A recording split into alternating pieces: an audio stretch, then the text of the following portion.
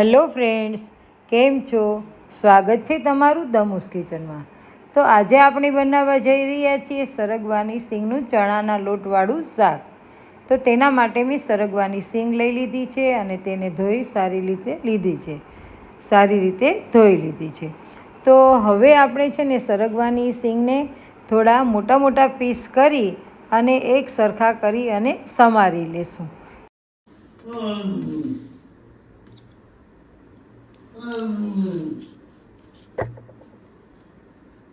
આવી રીતના આપણે કાપી લેવાની છે.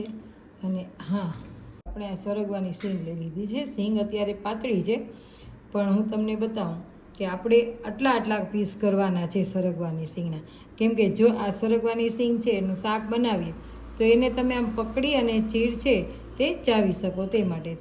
પણ ઘણીવાર છે ને આ સરગવાની સિંગમાં જીવાત પણ હોય છે, તો આપણે આવી રીતના એને ખોલીને પણ તમે જોઈ શકો છો.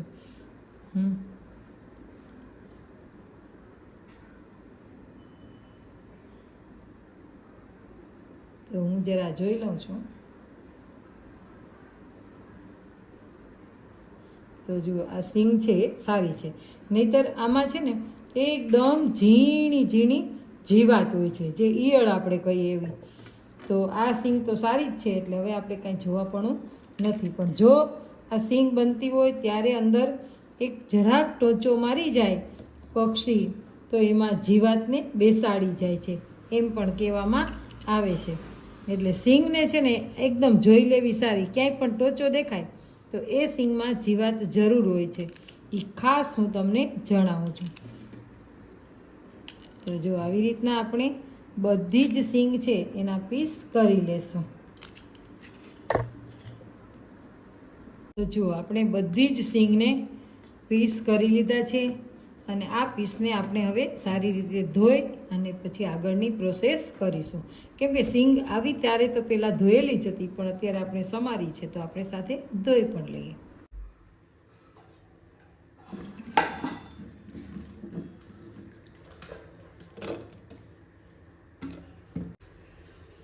હવે આપણે આ સિંગને છે તો બાફવા મૂકી દઈશું અને એમાં થોડું નમક ઉમેરીશું. સિંગને છે તો આપણે એક જ સીટી વગાડશું, જેથી કરી અને એ વધારે ગળી ના જાય.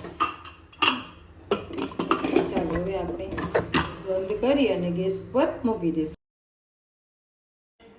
હવે આપણે એક વાટકો એટલે કે પોણા જેટલોથી વધારે વાટકો ચણાનો લોટ લઈશું અને તેને મોટા વાસણમાં નાખી અને તેમાં આપણે તેનું ડોવણ બનાવશું. એટલે તેમાં આપણે પાણી નાખીશું, જેમાં આપણે ભજીયા બનાવવા માટે થઈને બનાવીએ છીએ તેવી રીતે.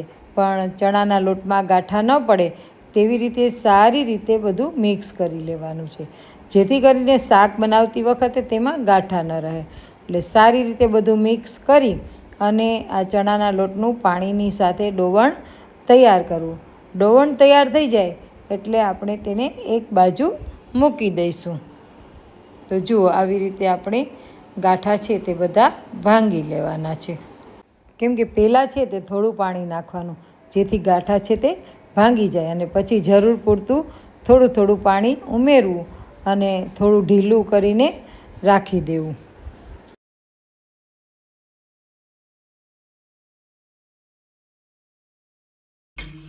અને આપણી સિંગ છે તે પણ બફાઈ ગઈ છે, તો તેને પણ આપણે કાઢી લઈશું. જો વધારે બાફવાની નથી, નહીં તો શું કે તે ભાંગી જાય, આપણે વઘારીએ ત્યારે તે ભાંગી જાય છે. એટલે આવી રીતના થોડી કડક હોય ને ત્યારે જ આપણે તેને કાઢી લેવાની. એક સીટી વગાડવાની એટલે સરસ બફાઈ જાય. હવે આપણે ગેસ ઉપર કઢાઈ ગરમ થવા મૂકી દીધી છે અને સિંગને વઘારવા માટે થઈ અને તેલ પણ ગરમ થવા મૂકી દીધું છે.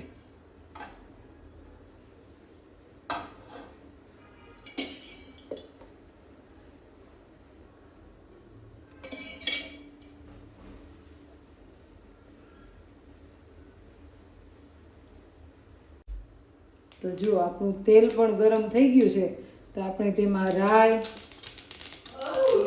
જીરું અને હિંગ એડ કરી દઈશું. અને પછી તેમાં આપણે આ સિંગ છે સરગવાની તે પણ એડ કરી દઈશું.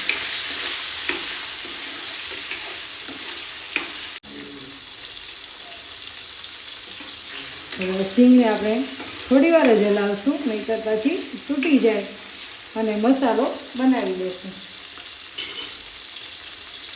તો મસાલામાં જો મેં લસણની ચટણી ખાંડી છે, તેમાં થોડું પાણી નાખ્યું છે, એ પણ એડ કરી દઈશું. ત્યારબાદ આપણે તેમાં હળદર એડ કરી દઈશું. પછી થોડું કાશ્મીરી મરચું, તીખું મરચું એડ કરી દઈશું.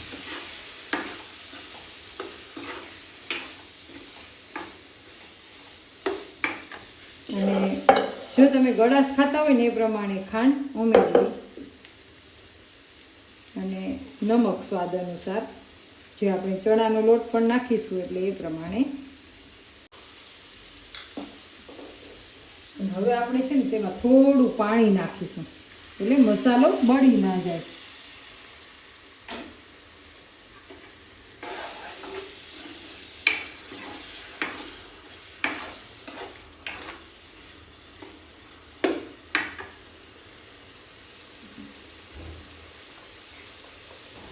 હવે આપણે ચણાના લોટનું જે ડોવણ બનાવ્યું છે તે પણ આમાં એડ કરી દઈશું. હવે આપણે આ જે ચણાના લોટનું ડોવણ છે તે ઉમેરી દીધું છે અને તેને આપણે ધીમે ધીમે હલાવી દઈશું.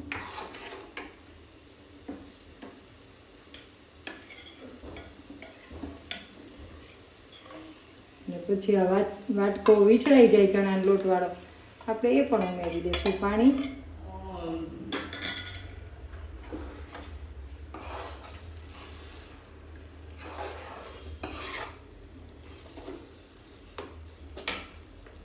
ત્યારબાદ જે આપણે આ સરગવાની સિંગ બાફેલી એ પાણી એડ કરી દઈએ અને થોડું બીજું પાણી એડ કરી દઈએ.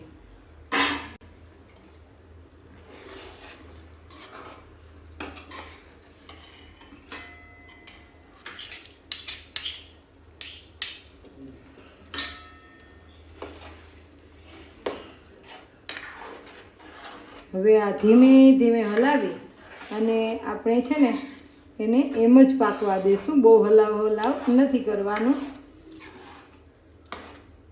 એકદમ આસ્તે આસ્તે હલાવી અને જ્યાં સુધી આમાંથી તેલ છૂટું પડે ત્યાં સુધી, અને તમારે રસો રાખવો હોય એ પ્રમાણે શાકને ચોળવવું. તો જો આપણે હવે તેમાંથી તેલનો રસો છૂટો પડે ને ત્યાં સુધી થવા દઈશું.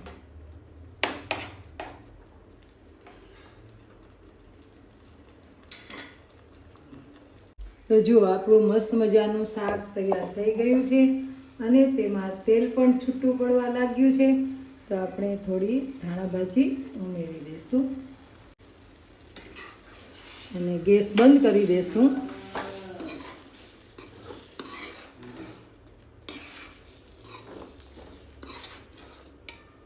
તો આપણું શાક થઈ ગયું છે તૈયાર. ફટાફટ બની જતું અને ખૂબ જ સ્વાદિષ્ટ અને પૌષ્ટિક અને લાભદાયી આ સરગવાની સિંગનું શાક એકવાર આપ જરૂરથી બનાવજો. અને જો તમને વિડીયો પસંદ આવ્યો હોય તો વિડીયોને લાઈક, શેર અને સબસ્ક્રાઈબ કરી દેજો. તો ચાલો આપણે તેને સર્વ કરી લઈએ.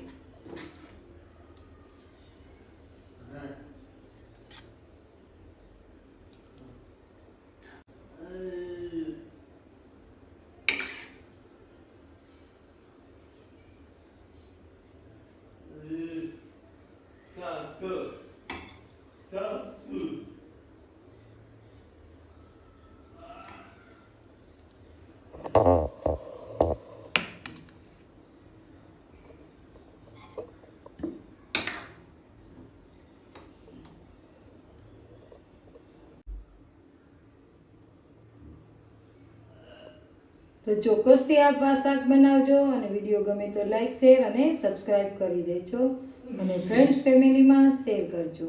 આવજો, ફરી મળીશું નવી રેસીપી સાથે.